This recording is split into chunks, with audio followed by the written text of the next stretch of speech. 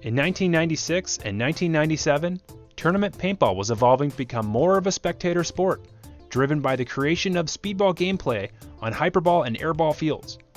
These early airball fields had a large variety of bunker sizes and shapes that are wildly different than today, but over time, these early airball bunkers evolved into the standard bunker shapes that we know and mostly love.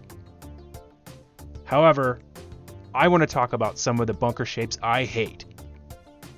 Counting down from number 10.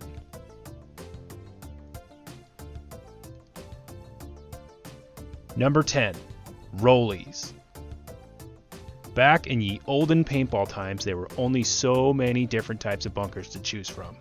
Then, one morning, a hungover referee knocked over a can bunker and the rollie was born. And that fateful morning, one bunker type became two bunker types. But one bunker type was actually meant to be played. The rollie is a product of laziness.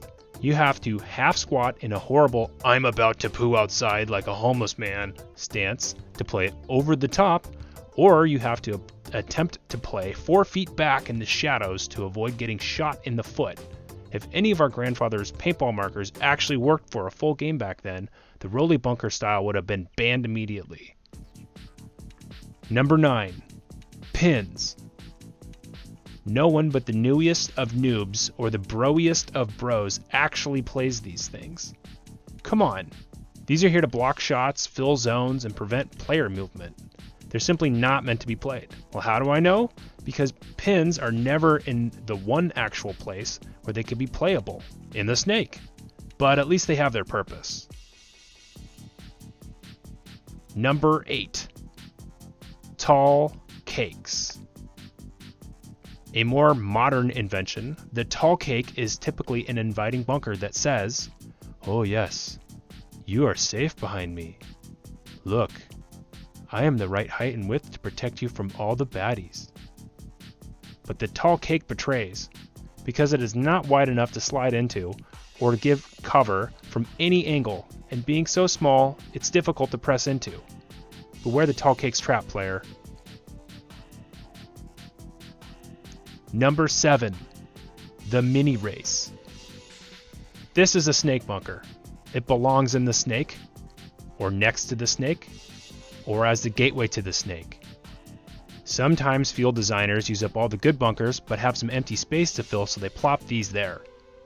There will be that guy, that brave guy, that unconventional thinking guy that will charge up the field and then yes dive and then yes make it into this lonely isolated bunker on the 40 alive. And then he'll spend the rest of the game regretting his decision as he hides behind his gun as his playable bunker space gets slowly smaller. Number 6, tombstones. The tombstone, a 3 or 4 or 5 foot curved top bunker that was popular in the 2000s. The dumb thing about this bunker is it's so shallow it gives no cover. To play this, one must play back 2 feet to give space to tuck back into, because pushing into the side wasn't really gonna happen. This is the bunker to play if you want to get a pod pack full of broken paint, but at least it has a cool name. Number 5, the moon. All but unplayable. Why? Because the round edge at the top of the bunker exposed your head and your hopper far more than you want it to be. Plus the curve gives your opponent a clear advantage, because by playing it you'd simply be more exposed. You'd think that a round shape would provide some sort of vision advantage, as in you might be able to see more of the field, but nah, not really. These are my favorite bunkers to shoot at. They're the right height to force a player to play on their knees, so you know exactly where they're gonna pop up. Number 4, the snaky style snake. A pool floaty, masquerading as a bunker, stolen right out of a bouncy house. It's a child's toy. Best left forgotten to the pages of obscure paintball photo galleries, unobtainable back issues of out-of-print paintball magazines, and your dad's old shoebox of paintball pictures from the late 90s.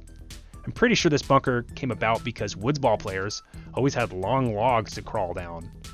Somewhere along the way, these became known as snakes.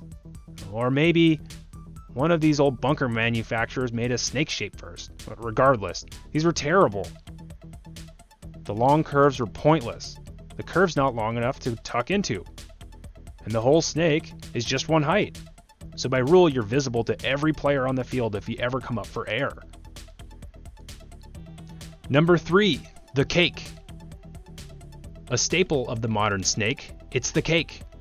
Suitable only for the daring, foolish, or kids under 5 feet tall. You must be this short, or short-sighted, to want to play one of these in the open field. But Jesus, my back hurts just thinking about sitting in a crouch like that for more than 10 seconds. Is the bunker an extension of the snake? Great, that's what it's for. But for some reason, field designers keep stuffing this bunker into playable areas of the field. I can hear their thinking. You know it's fun to watch, guys. Some player with his chin on his knees sitting behind a 3-foot square brick firing 12 pods at nothing because he can't get up to move to another bunker. He'll get cramps so bad he won't mind the pain from getting bunkered.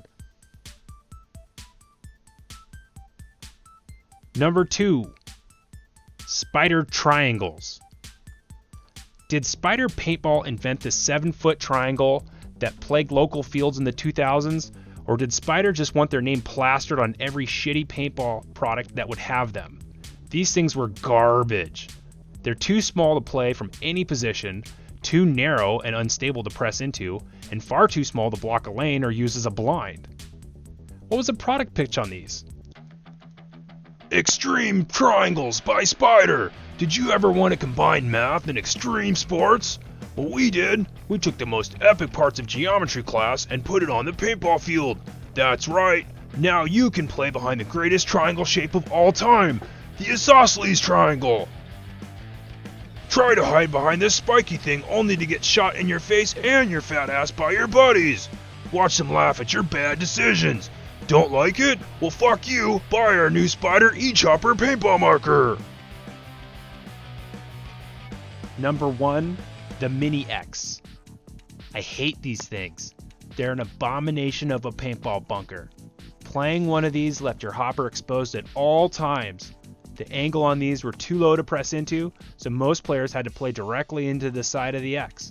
And the unique design of these actually funnel any ricochet shots directly into you.